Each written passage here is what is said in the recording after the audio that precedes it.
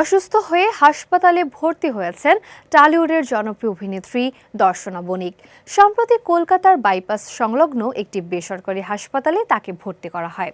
জানা গেছে বেশ কিছুদিন ধরে টানা শুটিংয়ের কারণে ধকল যাচ্ছিল তার উপর।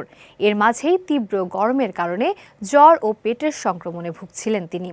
প্রথম দিকে বিষয়টিকে সাধারণ মনে করলেও শারীরিক অবস্থার অবনতি হওয়ায় চিকিৎসকের পরামর্শে তাকে দ্রুত হাসপাতালে ভর্তি করা হয়। এ বিষয়ে দর্শনা বণিকের স্বামী অভিনেতা সৌরভ দাস জানান, বিষয়টি তেমন গুরুতর কিছু নয়। দর্শনা এখন আগের চেয়ে অনেকটাই ভালো আছেন। মূলত তীব্র গরমের কারণে পেটে ব্যথা হওয়ায় তিনি চিকিৎসকের কাছে গিয়েছিলেন। পরবর্তীতে চিকিৎসকের পরামর্শেই সতর্কতা স্বরূপ তাকে হাসপাতালে ভর্তি করা হয়। দর্শনার হাসপাতালে ভর্তির খবরে ভক্তরা উদ্বিগ্ন হলেও আশ্বস্ত করে সৌরভ দাস জানিয়েছেন, তিনি এখন অনেকটাই সুস্থ এবং খুব শিগগিরই তাকে হাসপাতাল থেকে ছাড়পত্র দেওয়া হতে পারে। এদিকে ওটিটি প্ল্যাটফর্মে মুক্তি পেয়েছে পরিচালক দেবালয় ভট্টাচার্যের নতুন সাইকোলজিক্যাল থ্রিলার সিরিজ গোর্কির মা। এই সিরিজের অন্যতম মুখ্য চরিত্রে অভিনয় করেছেন তারকা দম্পতি সৌরভ দাস ও দর্শনা বণিক।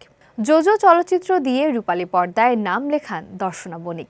টলিউডের পাশাপাশি ভারতের দক্ষিণী সিনেমাতেও নিজের অভিনয় শৈলী দেখিয়েছেন তিনি। অন্যদিকে পরিচালক দীপঙ্কর দীপনের অপারেশন সুন্দরবন চলচ্চিত্রের মাধ্যমে ঢালিউডে অভিষেক ঘটে তার। পরবর্তীতে ঢাকাই চলচ্চিত্রের মেগাস্টার শাকিব খানের বিপরীতে অন্তরাত্মা সিনেমায় জুটি বেঁধে অভিনয় করে বাংলাদেশের দর্শকদের কাছেও দারুণ পরিচিতি ও জনপ্রিয়তা লাভ করেন এই অভিনেত্রী।